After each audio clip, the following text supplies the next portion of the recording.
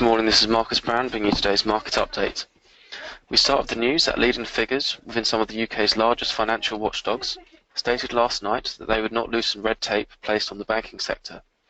FCA Chief Executive Andrew Bailey stated that the red tape brought in after the financial crisis, along with the senior management and certification regime, are necessary to ensure that future scandals within the banking industry are avoided. Despite calls from certain business leaders to loosen regulation after the Brexit vote, which could potentially increase competitiveness, Bailey was quick to suppress these demands. Likewise, Chief Executive of Prudential Regulation Authority Sam Wood stated that it is full steam ahead as far as implementing rules such as ring fencing is concerned, despite the timing of the referendum and subsequent fallout.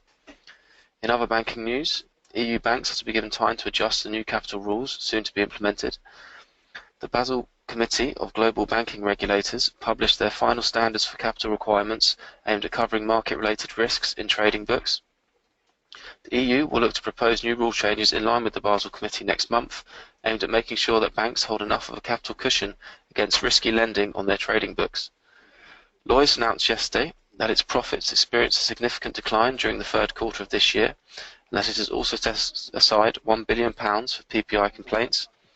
Pre-tax profits were down some 15% to land at £811 million, with net income also down by 1% from £2.9 million. Santander was another bank that published a mixed bag of results yesterday, with its UK division showing signs of a struggle under the weight of new taxes. Although overall profits rose by 1% for the third quarter of 2016, its UK profits came in at just £311 million. Roberto Azevedo, head of the WTO, gave the UK much-needed assurance regarding the Brexit vote, vowing that the UK would not face a vacuum or disruption when it leaves the bloc, and it would continue to be a member of the WTO. In commodity news, oil prices hovered either side of the $50 a barrel mark, depending on your chosen benchmark. Prices slumped by over 1% compared with Wednesday after traders continued to act cautiously amid concerns on the delivery of OPEC production cuts. Brent crude was at $50.05 a barrel, and US crude was trading at $49.23 a barrel. In corporate news, Tata Steel said its financial statements were true and fair after being questioned by the Indian Stock Exchange. Samsung posted earnings at an 8-year low following the Note 7 troubles. Apple says shipments of its wireless AirPods are to be delayed.